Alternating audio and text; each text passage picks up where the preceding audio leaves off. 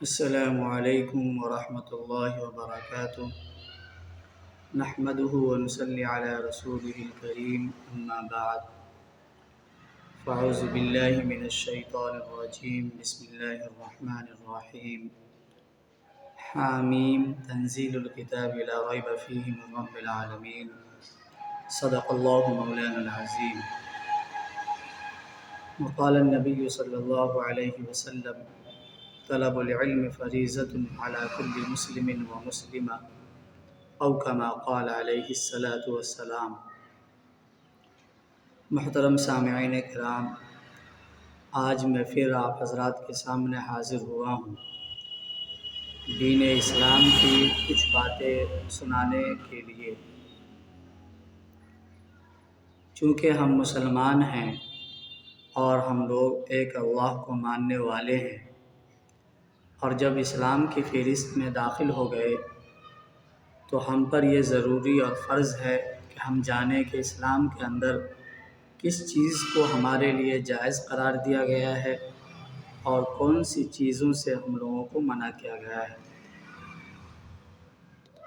ایک گناہ کے بارے میں آپ کو بتاتا ہوں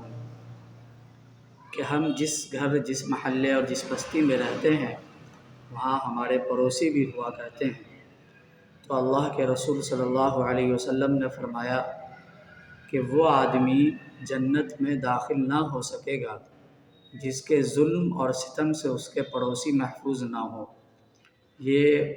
حدیث مسلم شریف کی حدیث ہے۔ اس کو حضرت ابو ہریرہ رضی اللہ عنہ روایت کرنے والے ہیں، صحابی ہیں، کہ اللہ کے رسول صلی اللہ علیہ وسلم نے فرمایا کہ ہمارے جو گھر کے قریب جو ہمارے پڑوسی ہیں تو ہم اس کے ساتھ اچھا برتاؤ رکھیں، یہ سبق دینا چاہتے ہیں۔ لیکن اگر کوئی شخص، کوئی اس کا پڑوسی، وہ اس پر ظلم کرتا ہے تو فرمایا کہ وہ آدمی جنت میں داخل نہ ہو سکے گا۔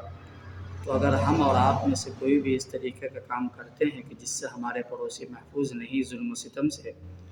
تو ہم اس چیز سے باز آ جائیں، اس لیے کہ اسلام نے پڑوسی کو کے ساتھ جو ہے صلہ رحمی کرنے کا حکم دیا ہے۔ دوسری بات آج یہ بتانی ہے دنیا کے بارے میں، حلال اور حرام کو سمجھنا۔ یہ بھی بخاری شریف کی حدیث ہے، اس کے بھی راوی حضرت ابو ہریرہ رضی اللہ عنہ ہیں۔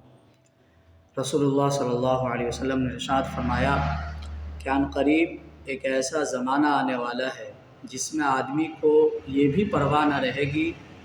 کہ جو مال ہمارے پاس آیا ہے یا جو مال ہمیں ملا ہے آیا وہ حرام ہے یا حلال ہے۔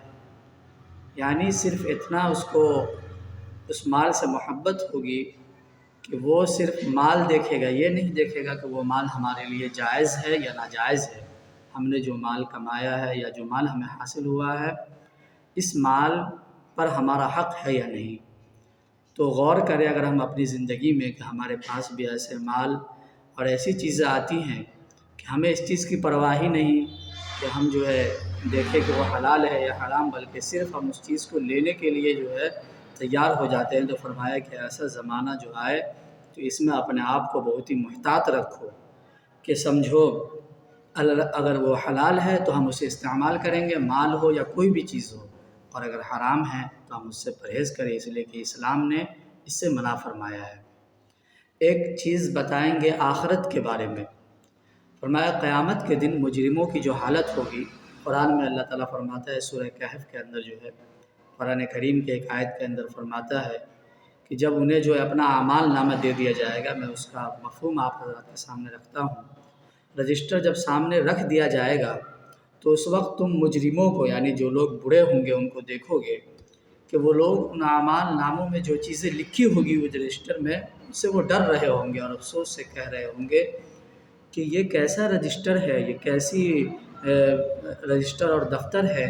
کہ جس نے ہم نے جو لا صغیرۃ ولا کبیرہ، ہم نے کوئی چھوٹا کام کیا اس کو بھی اس نے لکھ لیا ہے، جو بڑا کام کیا، جو گناہ کیا اسے بھی لکھ لیا ہے، یعنی کسی بھی چیز کو چھوڑا نہیں ہے، تو سبھی اس میں محفوظ ہے۔ تو اس وقت مجرموں کی حالت ایسی ہوگی کہ اس کے پاؤں کے نیچے سے زمین نکل جائے گی۔ اور پھر قرآن کریم کی نصیحت آخر میں آپ حضرات کے سامنے رکھتا ہوں۔ قرآن میں اللہ تعالیٰ فرماتا ہے کہ یہ جو قرآن کریم ہے یہ کلام بڑے ہی رحمان نہایت رحم کرنے والی کی طرف سے نازل کیا گیا ہے، اور یہ ایک ایسی کتاب ہے جس کی آیتیں صاف صاف یعنی کھول کر بیان کی گئی ہے، اور ایسا قرآن ہے جس کی زبان عربی زبان میں ہے۔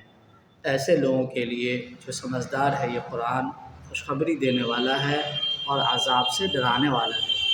تو چونکہ ہم اور آپ مسلمان ہیں،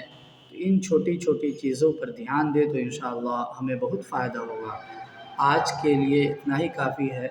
کہ پڑوسی کو ستانے سے محفوظ رہیں، حلال اور حرام کو سمجھے کہ کیا ہمارے لیے حلال ہے یا حرام۔